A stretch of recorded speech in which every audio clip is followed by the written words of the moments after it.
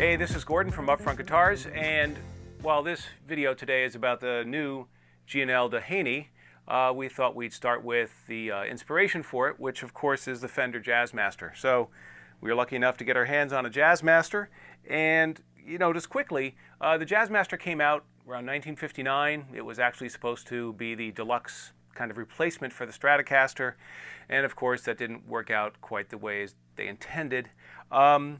But there's some people who definitely love the offset guitar, and it had some interesting features, some of them popular, some of them not so popular. But you've got these two large flat bobbin pickups, which were designed to give more of a warmer jazz feel. That was what Leo was going for. This very interesting rhythm circuit, which I'd have a hard time telling you what it does right now, because every time I learn it, I forget it soon after. Questionable whether anybody ever uses it. Normal three position pickup switch, and then they had a very interesting bridge that you could actually lock, but the bridge also had a knack for going out of tune because of the very low break angle over the strings. In fact, this guitar here has a master trim bridge, which is a aftermarket bridge available in the UK and helps fix some of the historic Jazzmaster issues of tuning problems.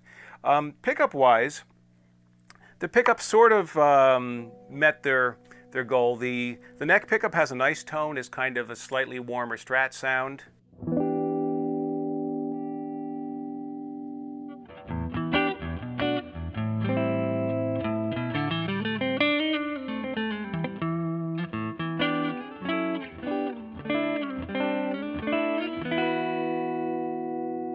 Nice tones, clean, pretty clear, decent output.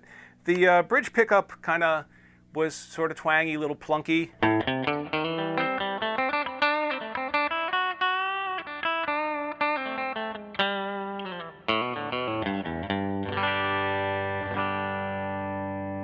Which kind of makes you realize why the surf guitar players kind of got attracted to it. If you give it some distortion, it does fairly well, but still a little thin.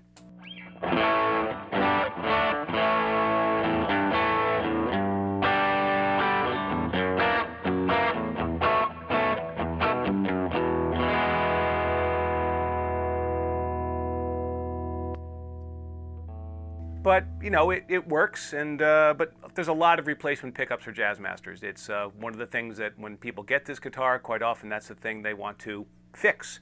So G&L has come out with the Doheny, and so we'll grab this guitar and see what it's got. Alrighty, so we're back with the G&L Doheny, which G&L just released in September. Obviously, it's got the offset shape that's extremely similar to the Jazzmaster.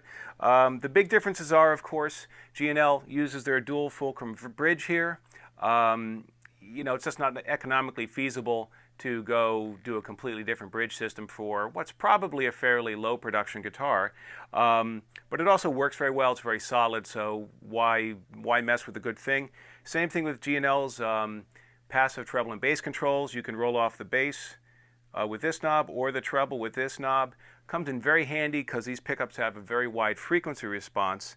Of course, you've got the G&L profile neck, the modern classic, which is standard on the Doheny. And then, of course, you have G&L's own interpretation of the magnetic field pickups. So these are their own design using the magnetic field construction, so very similar to how they build the ASAT Special and the ASAT Classic pickups.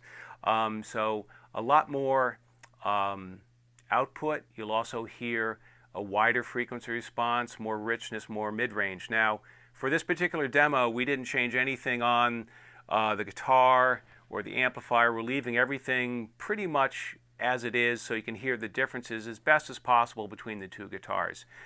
So as we go to the neck pickup, the first thing you're going to hear is just a fuller sound. You're going to hear, just more bass, a smoother high end, some more mid-range, just a beefier overall tone.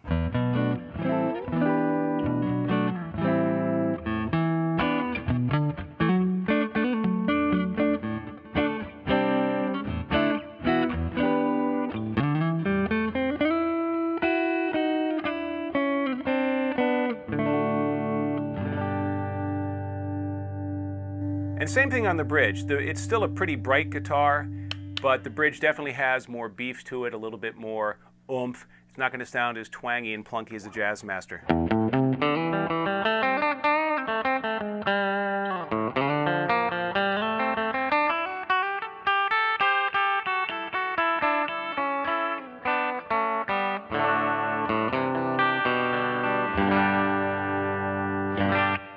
So definitely a lot more oomph, more mid-range, a little bit more ring to it. So definitely less anemic than what you have on a stock Jazzmaster. It also sounds pretty good when you give it a pedal. We'll give it the same amount of gain as we did on the Jazzmaster.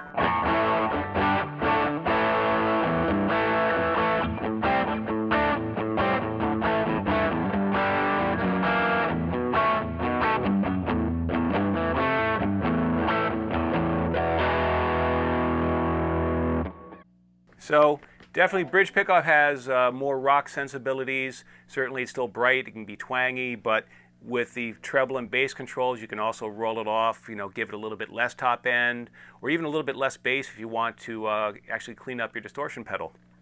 So the Doheny is definitely different. It's not just some other G&L guitar. The pickups give it a different sound. It rests somewhere in the ASAT special, almost Comanche territory. My feeling is it never sounds as good totally turned up. This is not a guitar where you've got to have everything on 10 to get a good tone. I like to roll it off a little bit, maybe take a little bit off the top end, depends which pickups I'm using. But very versatile, gives you a lot more flexibility than you'd get on the original design. And overall, we're really excited to see it. And we've got some in stock right now, so check them out at www.upfrontguitars or give us a call anytime. Thanks a lot.